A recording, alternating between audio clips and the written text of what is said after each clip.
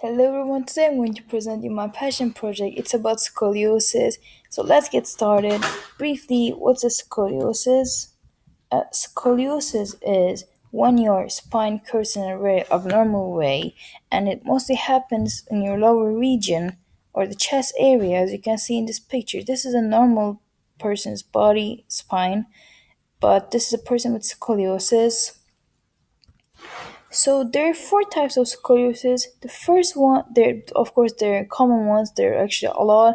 The first one is Torikei's curve. It happens in the upper region of your spine. There's a thoracolumbrous curve. It happens in the chest area, like I said before, and there's a lumbar curve.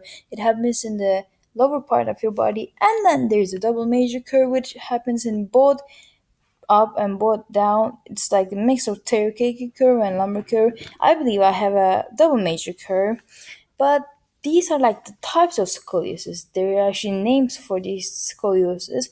One of them is neuromuscular scoliosis.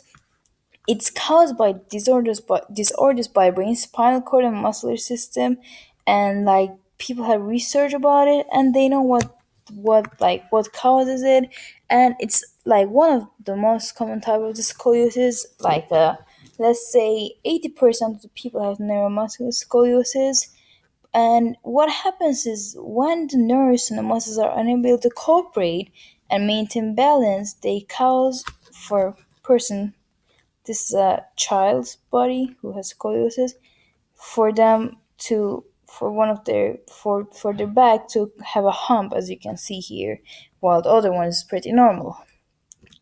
I have idiopathic scoliosis, and I believe 3 or 5% of every girl has this kind of scoliosis. It's still in the process of being surge, and unfortunately it's one of the most common types also, and it mostly occurs to the child or people between the ages of 9 and 15, briefly preteen teenager years. And you can see another picture. So a scoliosis between the degrees of 10 or 15, it doesn't really matter. It's not that important. However, you need to catch up with your doctor and make sure it doesn't go into something bigger just in case. This is a 20 and 30 degree scoliosis. At this degree, your operator, your doctor, or whoever you're going to will most probably suggest you to use a back bracer or front bracer or what, depending on the scoliosis type you have, of course, and it will over time help your spine to get straight. Of course, it won't be perfect, but it will somehow. This is a 1450-degree scoliosis. Like I said before, it depends on the type. However, mostly when it's higher than 40 and 45, they suggest scoliosis surgery. But if you're lucky, then you can get off the hook with using a back bracer, as you can see in the picture right next to it. This is a 60, 70, and almost 80-degree scoliosis, and I believe there's no way out of this with or without using a bracer. You need to get surgery, and this is the most worst case that can happen: 90 and 100 degrees scoliosis. And I don't know why, like it's pretty obvious that they need to get a surgery. And then of course this is a surgery part where as you can see, this is like the picture, like a person actually having scoliosis. A scoliosis surgery, it's actually a critical and a very dangerous surgery because there are a lot of risks that can happen, such as your body being blocked, and like I don't know, maybe you won't be able to even sit straight up when you just get the surgery to be better.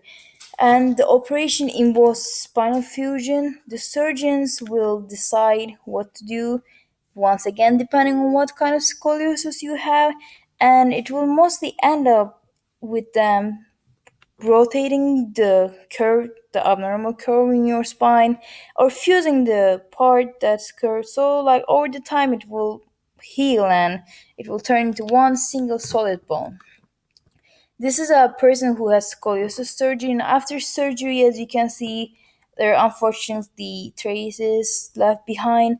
However, it's for their own good. Like, let's say this is a 40, 45 degree, and after they get surgery, this is what happens. And another surprising fact is that a celebrity, as you know, Usain Bolt also had scoliosis. Like, it's pretty interesting to know such a celebrity like the world's fastest man alive has scoliosis. But I'm so glad that he doesn't let that such a case like this get to him. And as you can see, it's but if I keep my core and back strong, the scoliosis doesn't really bother me. Usain Bolt. And in this picture, it's like taken by Paparazzi, you can see he always has scoliosis. These are my sources. I hope you enjoyed and I hope you learned about scoliosis at least a little bit. Don't forget to check up in case you have scoliosis also. Bye.